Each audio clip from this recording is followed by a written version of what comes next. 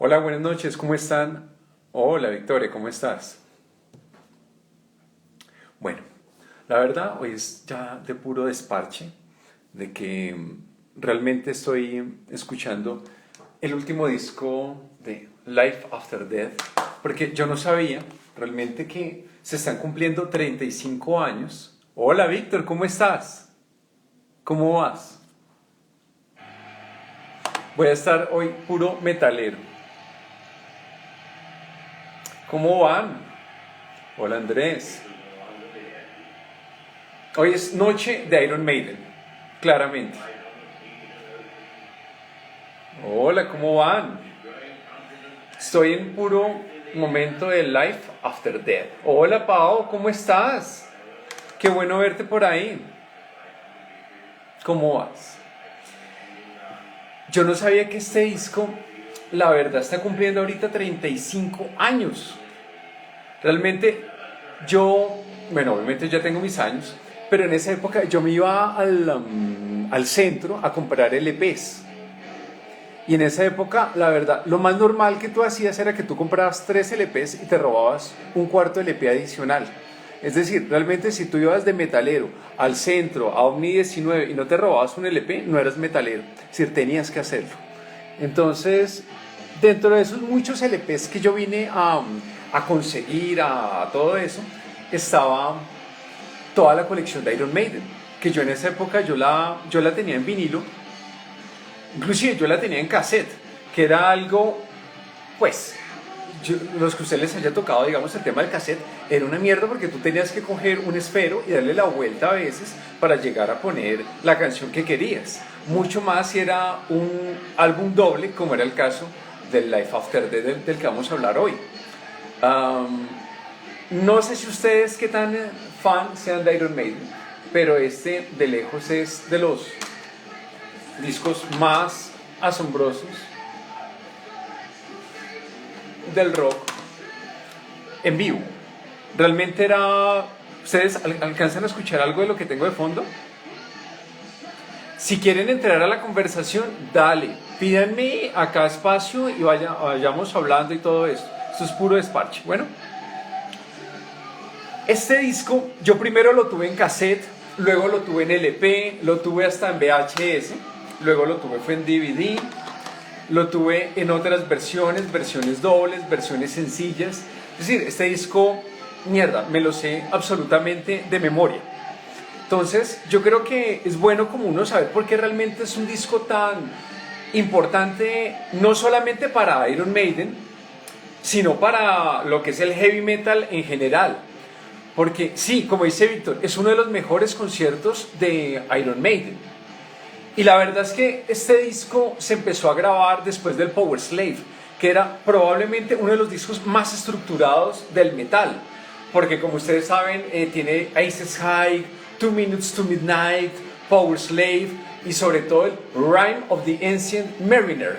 Una canción de casi 14 minutos, que eso era absurdo. No solamente en la radio de esa época, sino en la radio de cualquier momento. Porque obviamente una pieza de 14 minutos tumba por completo lo que viene a ser un espacio radial, ¿sí? Entonces, ellos acababan de construir el Power Slave, pero habían sacado pues previamente el Peace of Mind, el The Number of the Beast, Killers, Iron Maiden. Es decir, tenían 5 álbumes y era el momento para irse de gira. Pero resulta que ellos tienen algo que es maravilloso, Iron Maiden, que fue de las primeras bandas en salir de lo que se llamaría la cortina de hierro. La cortina de hierro porque estamos hablando del 1984, 1985, y en esos momentos hay una pelea terrible de la Guerra Fría, y que Iron Maiden fue, creo que la primera banda más importante en saltar esa cortina de hierro, y ahí es donde comienza en Polonia la gira. Y va a ser una gira de 330 y pico días, 24 países y no sé, me tocaría revisar acá, pasaron por España, Francia, bueno, toda Europa, todo Estados Unidos. Realmente esto es, por ejemplo, parte del libreto de todos los países. con los cuales estuvieron Polonia, Austria, Hungría, Yugoslavia, Italia, Francia, España, Portugal, de nuevo Escocia, Inglaterra, Estados Unidos. Entonces, obviamente es un gran paquete lo que ellos han logrado de presentaciones, de giras. Y tienen en su haber a uno de los productores más interesantes de todos los tiempos, que es Martin Birch. Martin Birch, yo no sé si ustedes lo ubican, pero fue el productor del Made in Japan, de Deep Purple. Yo creo que sin lugar a dudas Made in Japan de Deep Purple es probablemente el disco más importante en vivo de la modernidad. Es decir, junto con otras piezas de Miles Davis y todo, realmente Made in Japan cambió todo el sentido de lo que era hacer un disco en vivo, y lo hizo Martin Birch. Martin Birch también trabajaba con Rainbow, que fue la continuación de Deep Purple, y luego Whitesnake. Todos estos discos los vino a producir Martin Birch. Martin Birch, que inclusive se murió hace unos meses, de verdad creo que era realmente el prototipo de lo que tiene que ser un productor, porque el tipo ponía a la gente a grabar, digamos, a Iron Maiden, a Deep Purple, a Whitesnake en espacios vacíos como de cine, en hangares, en todo, para que, hola Dani, para que obviamente el sonido que ellos grababan en estudio fuera el más parecido al sonido que iban a dar en vivo, que eso es algo que ahorita no tienen los productores de ahora. Los productores de ahorita mejoran la voz del cantante, si el tipo no sabe cantar, le arreglan la voz, arreglan las melodías, cambian todo, tanto que por eso los conciertos actualmente son un desastre. Realmente no son tan buenos como los que nosotros vimos en los 70, en los 80, porque realmente tenemos acá a un productor capaz de llegar a decirle a un Bruce Dickinson: marica, yo no te voy a arreglar la voz, lo que cantas es lo que cantas porque es lo que va a salir en vivo. Que le dice a Adrian Smith, a Dave Murray: ustedes tienen que coordinar como es decir, en nada les está arreglando. Y por todo eso es que cuando tú tienes un Life After Death, es un disco en vivo tan asombroso, tan magnífico, que supera inclusive al mismo disco en estudio, que eso es algo asombroso. Incluso hace poco Bruce Dickinson hablaba en una entrevista que hay cantantes que le bajan su tonalidad para obviamente no cansarse a lo largo de las giras, pero lo que es Iron Maiden y especialmente Dickinson son capaces de mantenerse en las mismas notas del disco original e inclusive subirlas en algunos momentos, lo cual lo hace algo pues maravilloso. Entonces, este disco, como les decía, Life After Death, cuando salió, primero salió en un LP doble, me acuerdo que aparecía volumen 1, volumen 2, y luego cuando salió en CD, teníamos toda la presentación en California, prácticamente toda la presentación americana, y luego venían otras piezas que eran de la presentación inglesa. Entonces, resulta que obviamente acá tenían un gran compendio de canciones donde tenían sus mejores momentos, no solamente del disco que estaban promocionando, que era el Power Slave, sino que tenían, pues prácticamente tenían muchas piezas como el Peace of Mind, el Killers y especialmente Number of the Beast. A mí, cuando yo empecé a relacionarme con Iron Maiden, a mí lo que me sorprendió y que creo que obviamente le voló la cabeza a todos los metaleros era que detrás de Iron Maiden había un gran concepto de historia, de mitología, de narrativa en sus canciones. Yo creo que para mí Iron Maiden fue como mi primer acercamiento a la historia. Y acá es donde yo quería aprovechar como para revisar un poquitico como todo lo que llega a tener. Hola Esteban, ¿cómo estás? Todas las piezas que llega a tener, por ejemplo, este gran concierto. Porque la primera de ellos arrancan con Aces High. Aces High es una presentación que tiene el discurso del ministro británico Winston Churchill en plena guerra contra Alemania.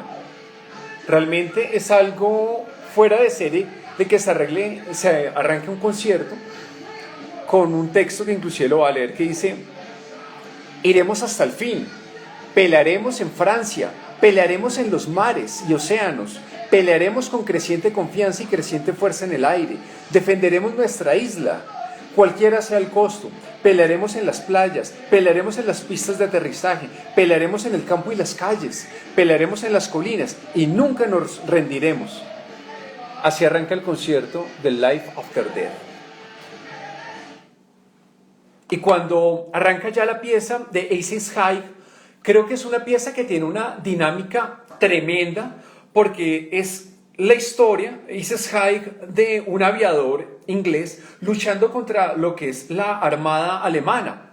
Y realmente es fascinante, porque obviamente tú sientes el galope en las guitarras con las bajadas de los aviones, y sobre todo el canto de Bruce Dickinson en ese momento es totalmente asincopado. Asincopado, los que saben de música, la manera en la cual él siempre, en vez de llegar hacia una nota aguda, llega a una grave y luego otra vez a la aguda, aguda, grave, grave, aguda. Es decir, realmente lo hace una voz pues magnífica, porque pues como ustedes saben, Bruce Dickinson es un tenor completo. Es decir, la voz humana te tiene...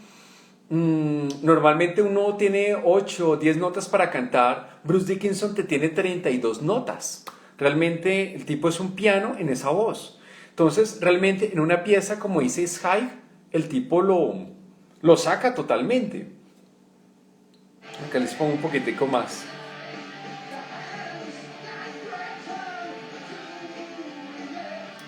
Luego, ellos siguen con otra canción, es que creo que me lo sé de memoria, que se llama 2 Minutes to Midnight, 2 minutos para la medianoche. ¿Y de qué habla esta canción? Resulta que casualmente cuando hubo la Guerra Fría puso a que unos científicos de la Universidad de Chicago les diera por estudiar: hola Camilo, ¿cómo estás? ¿Qué es lo que está pasando? Y crearon un reloj metafórico que habla que hay 2 minutos para la medianoche. Y en esos 2 minutos para la medianoche, ¿cómo se definen? Se definen por el medio ambiente, por las guerras, y acababa el mundo de estar viviendo la Guerra Fría. Y por eso creo que el momento más fuerte en que se llegó ese reloj era para los 2 minutos de la medianoche. Casualmente ahorita con lo del gobierno de Trump y todas esas estupideces que el tipo hace, prácticamente otra vez ha llegado ese reloj, faltando 3 minutos para esa medianoche simbólica en que se podría llegar a acabar el mundo. Hola Andrés, ¿cómo estás? Entonces, esa canción de 2 Minutes to Midnight de Iron Maiden habla de la guerra, en un momento en que habla muy interesante del regreso al útero en la guerra, como si fuera el útero la necesidad del ser humano para llegar a esa guerra, a esa agresividad.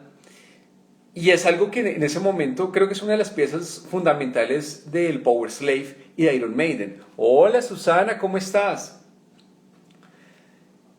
Y ellos, la tercera pieza es, es una de mis favoritas, que es The Trooper.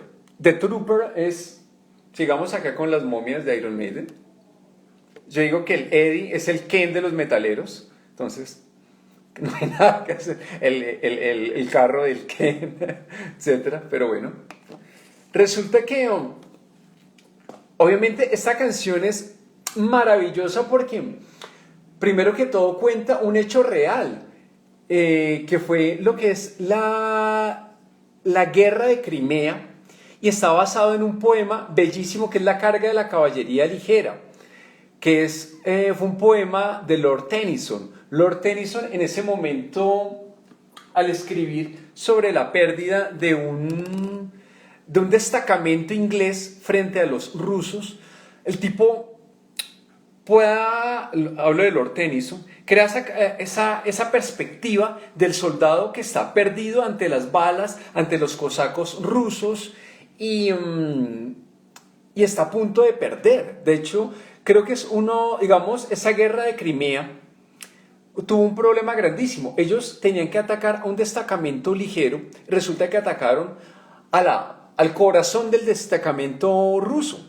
Y eso prácticamente pasó a la guerra de la historia inglesa como uno de los momentos más terribles, de más fracaso, pero a su vez también entra dentro de lo glorioso de un soldado ante la pérdida inminente, tratar de salir adelante. Por eso es que un momento esa canción dice, tú me quitarás mi vida, pero yo te quitaré la tuya también. Entonces habla del olor acre, de los fusiles, de las bayonetas, de ese ambiente tan terrible de la guerra. Y creo que por eso es una canción que la verdad quienes la han escuchado en vivo, quienes la hemos oído en vivo, realmente llega a ser emocionante ver a Bruce Dickinson ondeando esa bandera inglesa con tanta fuerza y todo el escenario cantando pues el coro de The Trooper. Creo que es uno de los momentos más increíbles. Hola Santiago, ¿cómo estás? Luego, ellos siguiendo dentro de esa misma línea literaria, sigue con Revelations. Revelations es a la vez, obviamente, el libro de las revelaciones de la Biblia, del Apocalipsis de San Juan, pero también es un poema de Chesterton basado en Aleister Crowley. Aleister Crowley, bueno, es uno de los ocultistas, de los magos, yo creo que más importantes de la modernidad, ¿no? Porque obviamente cuando hablamos de una persona como Aleister Crowley, no es solamente el tema del oscurantismo, del espiritismo, sino que es una persona que realmente ahondó dentro del humanismo y que son personas científicas, que les gustaba la literatura, que obviamente la antropología, realmente Aleister Crowley es... Les invito a que lo busquen, inclusive los cuentos de él son maravillosos y su sentido de la luz y de la oscuridad. Es decir, si les gusta digamos, como ciertos personajes extraños, busquen a Aleister Crowley. Y esa canción, pues, naturalmente está dedicada hacia él. Que creo que, como ustedes saben, Bruce Dickinson es un gran fanático de Aleister Crowley. De hecho, él como que en el 95 llegó a armar un biopic alrededor de la figura de Aleister Crowley. E incluso muchas de las piezas que luego vino a sacar en solista están basadas en él. Por ejemplo, busquen el disco de La tiranía de las almas, que tiene mucho que ver y con William Blake. Bueno, luego la siguiente canción, que se llama El vuelo de Ícaro, The Flight of Icarus. Obviamente ese es un tema puramente griego, pero obviamente en Iron Maiden lo reinventan de una manera exquisita, porque obviamente ¿cómo se escribe el nombre de él? Aleister Crowley. Ya te lo escribo, Camilo. Bueno, ahorita lo escribo en el post, la verdad no me enredo muchísimo, pero ahorita te lo escribo, Camilo, para que lo veas. E inclusive como pueden buscar algunas cosas de él, realmente espiritismo es maravilloso. Junto con el tema de lo que fue la Golden Church, que era lo que era la iglesia satánica en los Estados Unidos, ¿no? Pero obviamente ese satanismo, como siempre lo he dicho, es distinto. Realmente es muy distinto a lo que nosotros consideramos satanismo actualmente. Bueno, entonces sigue el vuelo de Ícaro. Y el vuelo de Ícaro, como ustedes saben, Ícaro es el hijo de Dédalo. ¿Y quién es Dédalo? Dédalo es el arquitecto griego que viene a construir todo un laberinto para encerrar ¿a quién? Al Minotauro. Y Minotauro es el monstruo que vino a tener la esposa de ¿cómo es que se llama este rey de Creta? Bueno, no me acuerdo ahorita cómo es que se llama el rey, pero resulta que lo castigaron y obviamente la mujer se enamora de un toro y esta mujer termina concibiendo a un monstruo. Y acá, miren lo interesante acá, como dice Borges, ¿en dónde radica la monstruosidad? Si era un toro con cabeza de hombre, un hombre con cabeza de toro o un ser mixto que tenía a la vez órganos de hombre, órganos de toro, y en dónde radica la monstruosidad. Yo siempre me he preguntado cuando hablamos del Minotauro, ¿qué es lo que lo hacía monstruoso? Si su naturaleza taurina o su naturaleza humana. Yo siempre pienso que es de nuestro lado, la parte humana, la que hacía al Minotauro un monstruo. Entonces el monstruo está dentro de un laberinto que construyó Dédalo, y resulta que Dédalo, que era el arquitecto, dijo: yo me quiero ir de esta isla, pero no puedo. Entonces, como él era un fabricante, un científico de su momento, le construye unas alas y las pega con cera en la espalda a su hijo, Ícaro. Le dice: vuela, pero ten cuidado del sol, hijo mío. Y resulta que cuando Ícaro sale a volar por allá en ese mar Egeo, él se enamora del sol, a él le gusta mucho el sol y se va acercando hacia el sol, pero el calor del sol derrite sus alas y finalmente cae al mar y se ahoga.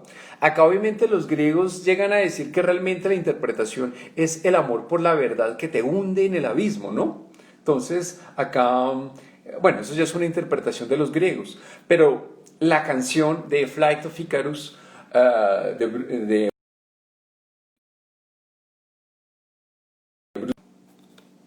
Perdón, voy a cargar acá el celular. Es una canción realmente espectacular. Realmente creo que fue como de las más atractivas de Iron Maiden en su momento. Luego viene a seguir, y le voy a poner acá,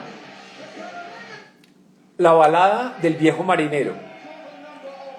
La balada del viejo marinero es una pieza, yo creo que es una de las piezas más atractivas de Iron Maiden, porque dura 14 minutos, pero más allá de lo larga que es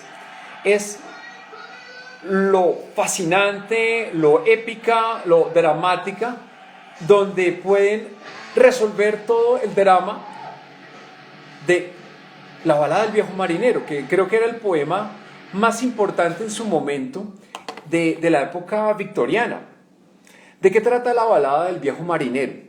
La balada del viejo marinero, como la cuenta en la canción de Iron Maiden, es sobre un hombre que va hacia una boda, hacia un matrimonio, y resulta que se encuentra con un ermitaño, y el ermitaño le dice: quiero que escuches mi historia, y mi historia es la siguiente: yo era un marinero, y yo dirigía mi tripulación a lo largo del mar, y resulta que tomamos el viento equivocado, tomamos la dirección equivocada y nos fuimos perdiendo, y terminan ellos en una especie de fangal dentro del mar, y resulta: hola Jaime, ¿cómo estás? Y resulta que allá dentro del fangal, y se están muriendo de hambre, ven pasar a un albatros. Y yo no sé si ustedes recuerdan cuando hablábamos de Baudelaire, el albatros es un ave que tiene unas alas gigantescas, enormes, es decir, realmente es el rey de las aves del océano. Pero cuando esa ave está en la proa, está allá dentro de la nave, pues resulta que sus propias alas le impiden maniobrar, entonces se vuelve torpe. Y los marineros son especialmente crueles con los albatroces. Y en este caso, de la balada del viejo marinero, los marineros no solamente cuelgan a este albatros, sino que devoran su carne y lo cuelgan desde el mástil.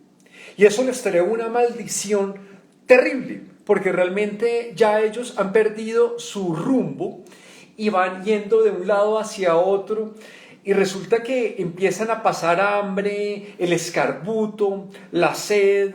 Realmente es un relato de mar doloroso y que se siente particularmente fuerte en los momentos en que el bajo de Steve Harris muestra como una tensión en la cual estás arrinconado en el mar. Inclusive hay una parte donde dice: había agua por cualquier lugar, pero no había ni una sola gota que tomar.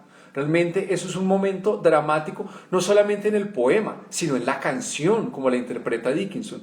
Y hay un momento en el cual este marinero, el ermitaño, ve cómo se acerca una chalupa, una pequeña embarcación, y dice: hay dos personas. Bueno, listo, estamos a salvo. Y resulta que esas dos personas eran la vida y la muerte. Y la vida y la muerte lo saludan y le dicen, estás perdido. Te invitamos a jugar a los dados, toda tu tripulación.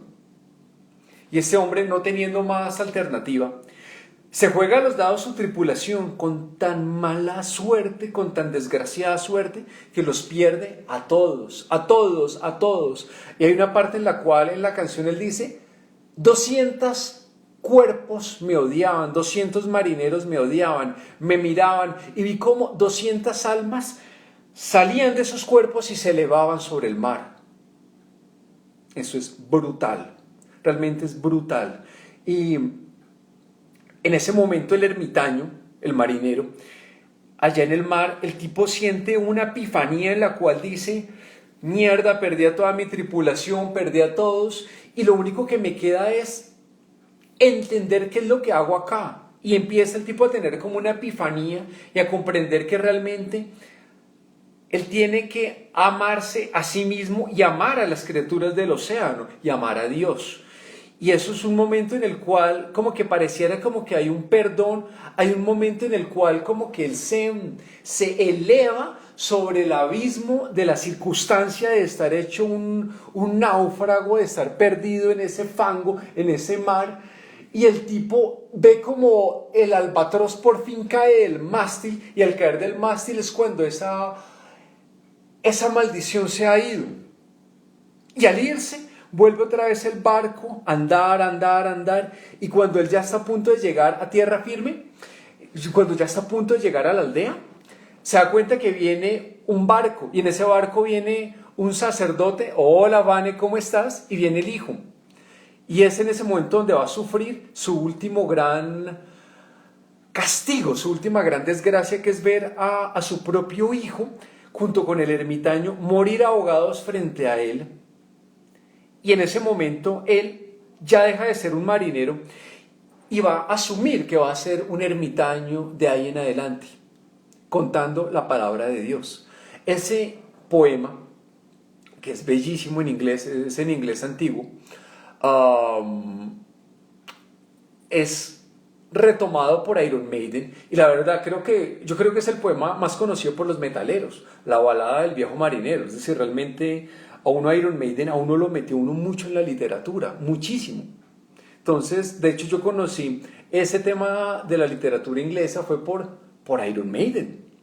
De hecho, les muestro acá, en la portada del Life After Death, en la tumba, aparece la famosa frase de Lovecraft que dice, aquí lo que yace no está muerto, sino que está soñando, pero aún con el paso de los eones, la misma muerte puede llegar a morir.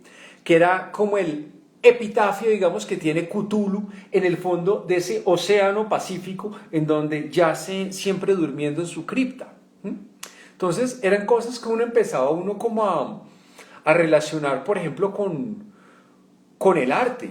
Digamos, para mí Iron Maiden, como siempre digo, para mí fue una puerta absoluta hacia muchas cosas de la cultura. Incluso, siguiendo esta portada, este rayo y este ambiente tétrico que ven detrás, esto hace parte de un cuadro de un pintor romántico inglés que se llama Martin Smith.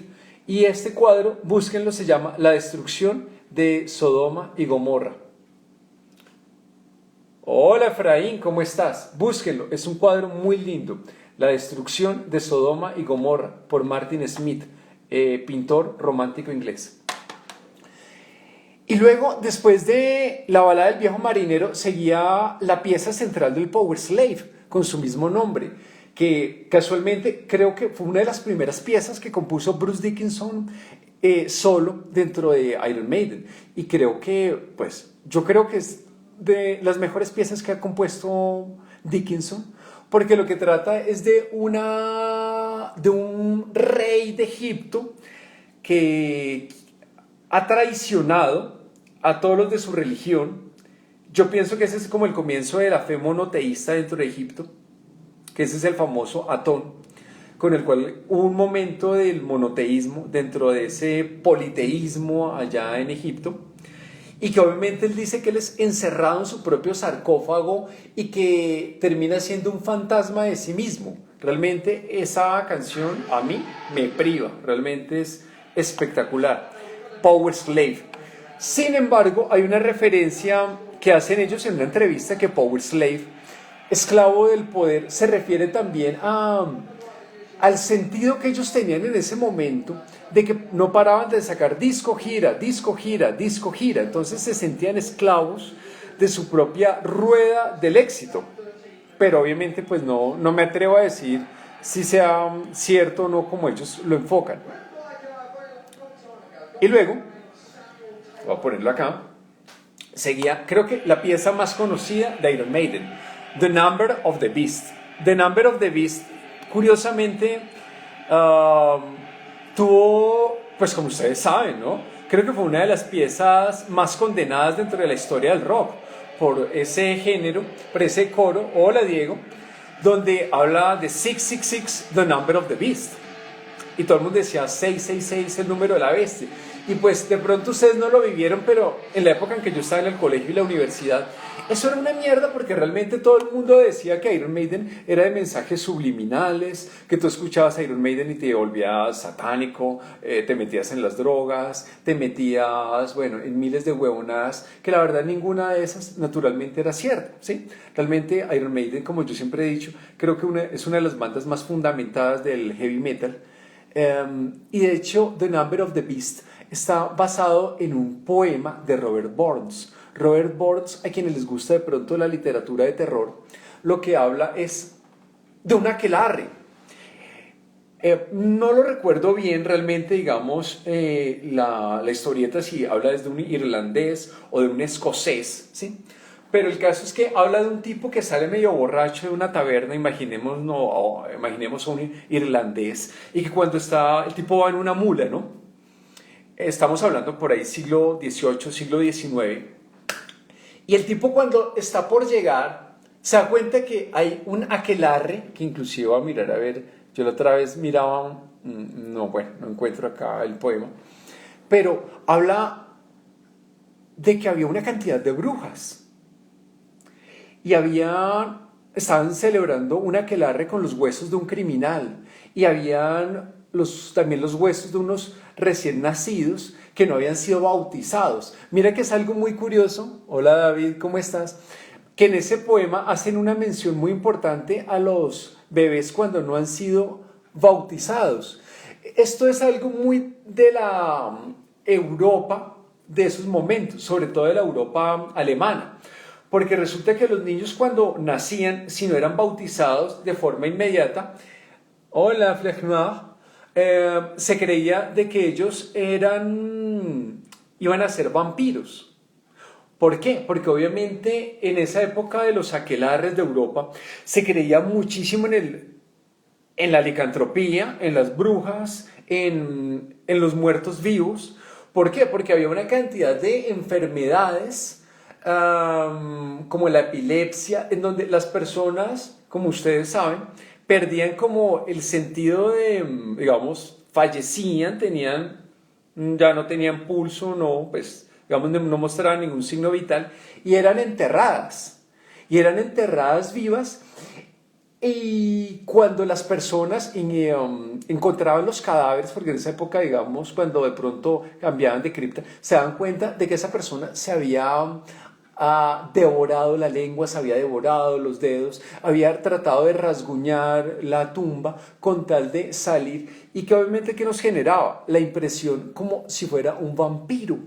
Entonces muchas de las personas imagínense esta cosa, sobrevivían a la puta epilepsia, salían de la tumba y los recibían a pedradas todos los niños del pueblo porque decían que era un vampiro y les clavaban una estaca a los aldeanos.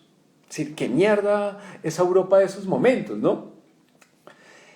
Incluso en algunas partes de Francia y de Alemania les amarraban a los muertos una especie como de bandana para que obviamente no se llegaran a devorar a sí mismo. Mira la lógica que ellos podían llegar a tener, que un muerto se puede llegar a devorar a sí mismo, es decir, absurdo, pero era esa concepción del vampirismo. Y sí, exacto, Jaime, por eso les dejaban las campanas, ahí va. uno de los avances de esos momentos era que les amarraban al índice una cuerda que daba hacia una campana. Y de hecho, de ahí viene, Jaime, la expresión de salvado por la campana. Entonces, pues, realmente cuando uno dice, oiga, me salvé por la campana, en realidad estás haciendo la referencia a que obviamente a las personas que tenían catalepsia o epilepsia y les ponían, les amarraban la campana al índice y podían hacer sonar, y la campana sonaba pues al lado de la cruz que tenían, ¿verdad?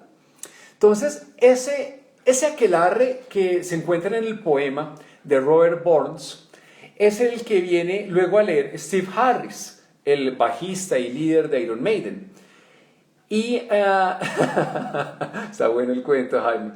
Y entonces, de ahí compone The Number of the Beast. Y pues, bueno, realmente creo que es una de las canciones más interesantes. De hecho, Iron Maiden en ese momento fue condenado totalmente, pero condenado por todo lado. De hecho, ellos en el álbum siguiente se ríen mucho hablando sobre los mensajes subliminales. Una canción que creo que se llama Still Life o Son and Still. Bueno, una de las que están ahí, los que saben de Iron Maiden, saben en cuál hablan. Luego de The Number of the Beast, en ese mismo concierto, viene una de mis favoritas. No sé ustedes, pero yo amo totalmente Hallowed Be the Name. Santificado sea tu nombre, es lo que viene a traducir, ¿no? Y Hallowed Be the Name es una canción muy interesante que habla sobre un condenado a muerte en el famoso Gallows Pole, que es un tipo reflexionando cómo fue su vida en ese pasillo, en esa milla verde antes de llegar a la horca. Y de verdad, bueno, creo que es una de las letras, voy a mirar a ver si la encuentro. Dice, estoy esperando en mi fría celda cuando la campana empieza a golpear. Realmente es una letra bastante interesante. Y el tipo al final en su poema, en su canción, ¿sí? El tipo dice un verso muy interesante que dice, porque al final de la vida, dice él, te darás cuenta que la vida es una extraña ilusión, porque él cree de que cuando llegue su muerte, detrás de la muerte va a haber la verdad. Y mira lo curioso que es esa sensación que tú vives en la ilusión, en la sombra, es algo que es profundamente platónico, es de los griegos, porque realmente el mundo de lo que planteó Platón prácticamente definió pues la metafísica griega y en cierto modo lo que prácticamente vino a ser después los fanáticos de Matrix, porque resulta que según Platón nosotros vivimos en un mundo de sombras, de ilusiones, donde no hay nada que sea real, porque detrás de ese muro, detrás de esa llama, existe la verdad y existen los arquetipos, existe el gran árbol y nosotros acá solamente esos abedules, los pinos, los eucaliptos son sombras de ese gran árbol que existe. Entonces, miren cómo a través de una canción como Hallowed Be the Name, Iron Maiden enlaza perfectamente el tema platónico. Hola, ¿cómo estás? Y la verdad creo que es una de las piezas más interesantes. Esa canción casualmente vino a salir ya de curioso como para los metaleros.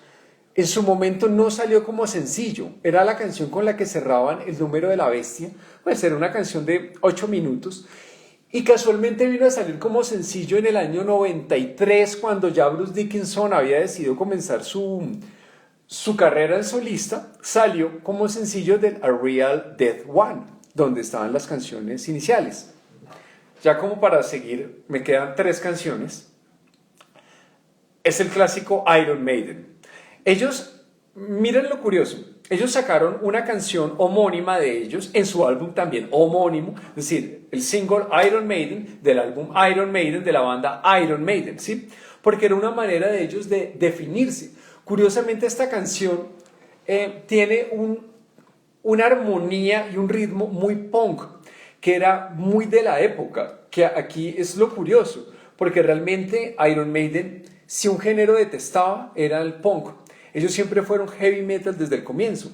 Inclusive, ellos, como ustedes saben, Iron Maiden nació en el año 72, y luego en el 75 conocieron a la EMI, pero los de la EMI siempre le dijeron a Harris en ese momento, marica, sácate un disco de punk y lo publicamos. Y Harris siempre dijo, no, lo mío es heavy metal, porque el punk, bueno, yo no soy fanático del punk, por si acaso. El punk era como la tendencia cultural y musical de la Inglaterra de los años 70, que fue la que le tocó a Margaret Thatcher. Entonces era un ritmo pues muy como el de los Sex Pistols, los New York Dolls, que es un ritmo pues trepidante, pero que en últimas no tiene muchos acordes, pero tiene mucha potencia, y que curiosamente es lo que tiene esa canción de Iron Maiden. Pero detrás del tema del ritmo, Iron Maiden, que traduce como la doncella de hierro, la doncella de hierro es, como ustedes lo saben, es una tortura medieval. ¿Cómo era esa tortura? Bueno, tengo acá un DVD. Hagan de cuenta que esto era una caja donde obviamente había un sarcófago con forma de mujer y que todo esto era lleno de púas y se cerraba. Entonces, se cerraba de tal forma que, ¿qué pasaba? Que la persona le atravesaba su cuerpo, pero no le tocaba ningún órgano vital. A mí me impresionó esa mierda. Yo pude ver la bendita doncella de hierro y realmente esa vaina es aterradora. Realmente son unas púas que yo te digo, realmente la tortura era muy larga. De hecho, si son curiosos, bueno, y hablando de todo un poco, hay un poema de una poetisa argentina que yo la quiero mucho, que se llama Alessandra Pizarnik, que se llama La doncella de hierro, donde obviamente es una belleza, donde ella habla acerca del vampirismo. Es decir, creo que de verdad siempre lo diré y lo diré una y otra vez. Las mejores narraciones de terror que yo he visto las escriben las mujeres. Yo la verdad siempre diré, yo soy un feminista de tiempo completo y cada vez que tengo la oportunidad de dar obra en redes lo digo. Realmente la literatura y el arte que han hecho las mujeres es demasiado sensible, es demasiado asombroso. Búsquense por favor Alessandra Pizarnik, realmente es maravillosa, además tiene una prosa exquisita. Bueno, entonces esa era la canción de Iron Maiden. Y luego viene a ser, ya para ir cerrando ese disco, una canción que creo que era de las más sonadas, que se llama Run to the Hills. Run to the Hills es, bueno, la voy a poner, creo que es una canción espectacular, creo que fue el primer número uno que tuvo Iron Maiden, porque realmente lo tenía todo, tenía las notas operáticas de Bruce Dickinson, tenía en el coro lo que se llama en música popular la sexta aumentada. ¿Qué es la sexta aumentada? Es la forma en que muchas canciones populares, desde el My Way de Frank Sinatra hasta, por ejemplo, Run to the Hills, digamos como que son notaciones que van, es decir, aumentan mucho hacia el final, ¿sí? Fíjate que el coro de Run to the Hills es muy pegajoso, es muy atractivo, por ese formato de la sexta aumentada. Y creo que inclusive en la mitad ahí búsquenlo, hay una afinación de Bruce Dickinson que es increíble, donde el tipo repasa todo su rango vocal hasta unas notas que prácticamente le hicieron merecedor al mote de la sirena aérea, porque realmente era agudísimo como el tipo podía llegar a cantar en algunos momentos. Run to the Hills es una canción que, como su título dice, corre a las colinas. Escribió Iron Maiden para hablar sobre cómo fue la terrible colonización, devastación de Inglaterra hacia Estados Unidos, acabando con muchas tribus locales. Entonces, por eso es que dicen que obviamente les robaron el whisky, violaron a sus mujeres y que prácticamente los indios que queden tienen que correr hacia las colinas. Yo creo que sigue siendo de las canciones más importantes de Iron Maiden hoy por hoy. La verdad, no hay canción en la cual no esté. Realmente es muy curioso, porque realmente que sea un inglés el que haya escrito sobre esa devastación que tuvo ese mismo imperio inglés. Porque obviamente si ustedes lo recuerdan, el imperio inglés prácticamente va hasta la India. Es decir, realmente es algo que es tremendo. Prácticamente Inglaterra viene a definir lo que es el siglo XVIII, siglo XIX, por prácticamente todos sus avances, siendo una isla a partir de la revolución industrial y su capacidad dominante de poder llegar a tomar muchos países. Que eso, pues, bueno, yo siempre lo diré, cada siglo tiene su nación y naturalmente en ese momento del colonialismo, en la época de la revolución industrial, esto le pertenece a Inglaterra, sin lugar a dudas. Entonces es muy curioso que Steve Harris, siendo tan inglés, haya compuesto una canción como Run to the Hills. Run to the Hills salió como sencillo muchas veces. Y ellos cerraban el concierto con una canción que se llama Running Free. Esta canción la mitad la compuso Paul Di'Anno. Paul Di'Anno era el primer cantante de Iron Maiden. Yo no sé, bueno, haciendo aquí una mención a Paul Di'Anno era el más joven en esos momentos. De hecho, Paul Di'Anno tuvo muchos conflictos cuando Iron Maiden salió de Inglaterra y pasó a otros países como Alemania, donde allá la edad de ser menor de edad es muy distinta a la de Inglaterra. Entonces, muchos conciertos no le permitían a Paul Di'Anno ingresar a los bares en los cuales ellos tocaban. Entonces, pues por ser menor de edad en esos momentos, entonces muchos conciertos de los primeros de Iron Maiden fueron instrumentales. Es decir, y si ustedes miran, digamos, muchas piezas de Iron Maiden como Gengis Khan, Los Idos de Marzo, Transilvania, ¿cuál otra? Lost for Words, son totalmente instrumentales, ¿no? Es decir, Iron Maiden tiene una gran base instrumental, muchísimo. Entonces Paul Di'Anno les ayudó a componer Running Free, que es del primer disco de ellos. El caso con Paul Di'Anno es muy curioso porque ellos, a pesar que es muy amado ese cantante por esos dos primeros discos, el Iron Maiden y el Killers, realmente la actitud de Paul Di'Anno, a Paul Di'Anno le gustaba mucho el punk, entonces estaba como dentro de un ambiente de rebeldía, de dificultades, con los ensayos, con todo eso. Entonces finalmente a ellos eso no les funcionaba y por eso es que hicieron una audición en la cual digamos, la única solución, el único realmente gran candidato, porque él también lo quería, era Bruce Dickinson. De hecho, si son curiosos, todavía se consiguen las pistas en las cuales Bruce Dickinson hace los demos para cantar con Iron Maiden y es espectacular. Realmente la voz de ese Bruce Dickinson que acababa de salir de una banda llamada Samson es increíble. Entonces acá, como les decía, con Aces High, 2 Minutes to Midnight, hasta Running Free, tenemos el gran concierto de lo que es el Life After Death. Como para volver otra vez acá a esto. Este disco yo lo compré N veces, como les decía, lo compré en cassette, lo compré en LP, lo compré en LP doble. Puta, de verdad, yo ya no sé cuántas veces compré ese bendito disco, me encanta. Hola Eileen, ¿cómo estás? Entonces, la verdad les quería contar que este disco Life After Death, ya después de haber repasado las canciones, porque obviamente hubo otras 5, si son curiosos, Rothschild, 22 Acacia Avenue, Children of the Dam, They Who Your Boots On, y creo que mi favorita, Phantom of the Opera. Phantom of the Opera es, wow, búsquenla por favor, el fantasma de la ópera es espectacular, creo que es de las canciones más asombrosas de Iron Maiden. Creo que desde el primer momento ellos ya indicaban ese carácter progresivo que iban a tener en otros discos. Entonces, pues, se cumplen 35 años de uno de este disco, Life After Death, que junto con Made in Japan, The Deep Purple, Strangers in the Night, UFO, On Stage the Rainbow, Unleashed in the East, The Judas Priest, son de los discos más importantes dentro de lo que es la historia del heavy metal. Entonces, les invito a que lo repasen, a que lo escuchen mucho, si pueden en la versión doble. Y la verdad, vuélvanse curiosos de este gran productor llamado Martin Birch. Eso es ser un productor, alguien que recoge la esencia de un artista para que pueda funcionar en vivo como es. Entonces, búsquenlo, Martin Birch, Iron Maiden, Aleister Crowley y bueno, La verdad, si alguien quiere entrar a esta conversación, bienvenido. La verdad, esta conversación fue más de desparche.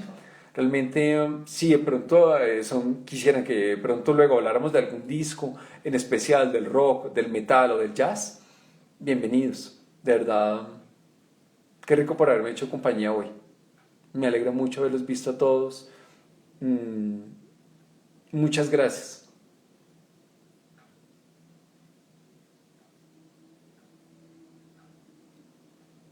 Me despido de ustedes, que tengan feliz noche. Estaremos escuchando Iron Maiden y bueno, Life After Death, de los mejores discos de la historia del metal. Entonces, ok, me voy despidiendo de todos, Camilo, Daniela, todos, ¿sí? El nombre, Aleister Crowley. Ay, ahorita te lo paso por chat, Camilo, prometido. Gracias, Esteban. La verdad, realmente me alegra mucho que estén acá. Te lo voy a pasar acá. Voy a tratar a ver si lo logro escribir acá. No. Ahorita te lo envío. Ahorita te lo envío. No, gracias a ustedes. De verdad, realmente fue un rato muy rico. Realmente hoy un sábado donde obviamente pues no estuvimos. Chao, Cami. Realmente pues de verdad, hoy me la pasé todo el día trabajando los relatos macabros. Entonces pues la verdad como que quería como desconectarme y estar hablando un poco como de, pues, de música, de todo eso. Y bueno, chao. Que tengan feliz noche.